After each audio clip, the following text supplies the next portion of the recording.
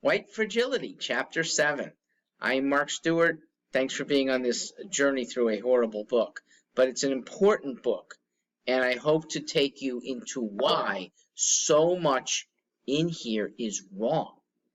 So Chapter 7 starts the chapters containing a lot of gobbledygook.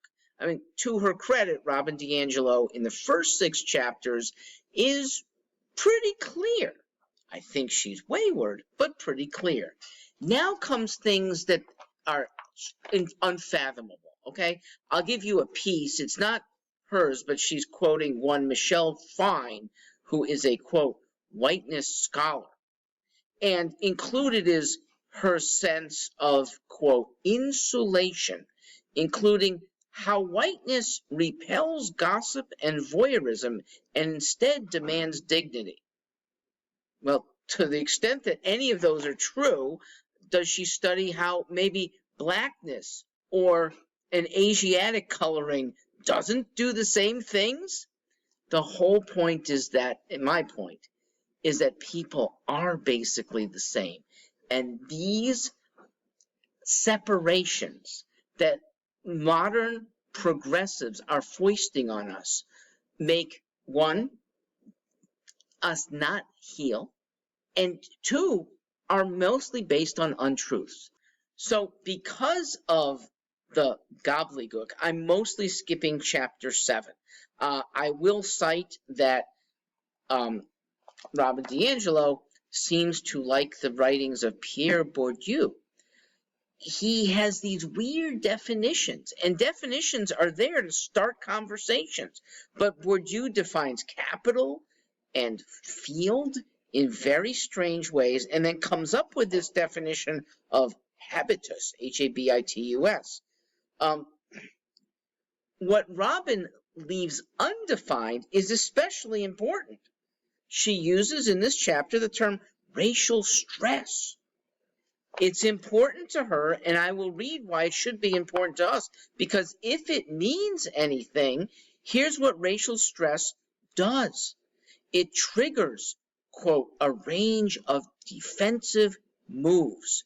They include outward display of emotions, such as anger, fear, guilt, and behaviors such as argumentation, silence, and leaving the stress-inducing situation. Well, that covers an awful lot of ground. I don't see how one triggers another. Oh, and then, whatever these bad triggers are, here's the next sentence. These behaviors, in turn, reinstate white racial equilibrium. So everything comes back. For some magical reason, whatever it started it, triggered it, is somehow healed. Now, these are dire processes if they're true at all, and she doesn't explain how we go from one to the other. Again, a lot of gobbledygook. And one word in here, the only word in Chapter 7 that resonates with me, is a negative resonance. The word unconsciously. Because so much of what is cited, and it comes out on page 102, if something is unconscious, how do you know? The person herself doesn't even know. Okay? Even in therapy, it's not going to come out.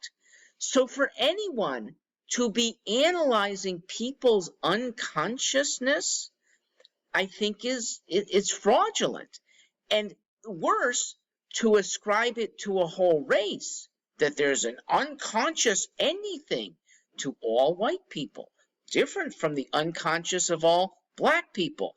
And what about mixed race people? Oh my God, their unconscious would be so contorted. It's a lot of crap. The early parts of the book are wrong. The later parts, starting with Chapter 7, is gobbledygook crap, and I'll point out a few more, but otherwise we'll be close to end. If you have not heard my videos on the first 6 diabolical chapters of this book, please look at them, or maybe buy the book yourself.